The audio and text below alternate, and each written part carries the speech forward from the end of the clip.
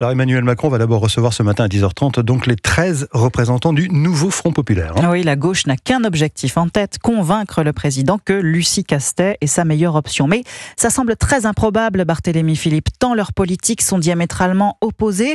Sur le budget, par exemple, le gouvernement démissionnaire prépare un gel des dépenses, alors que la gauche envisage tout le contraire. Oui, le NFP mise sur un choc de dépenses pour doper la croissance, comme l'explique le secrétaire national du Parti communiste, Fabien Roussel. Il faut augmenter de 30 milliards d'euros le budget de l'État à 522 milliards d'euros. Parmi ces dépenses, l'augmentation de 10% du salaire des fonctionnaires et des aides au logement, mais aussi des investissements massifs dans les services publics. La gauche veut toutefois compenser ces nouvelles dépenses par un impôt sur le revenu renforcé pour les plus riches, le retour de l'exit tax et de l'ISF et la suppression de certains avantages fiscaux pour les entreprises.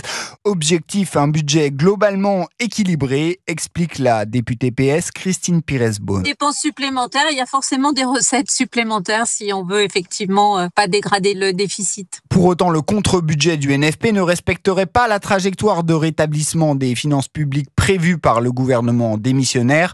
Le retour du déficit public à 4,1% du PIB fin 2025 nécessiterait au moins 20 milliards d'euros d'économies l'an prochain. Barthélémy Philippe du service économie d'Europe 1.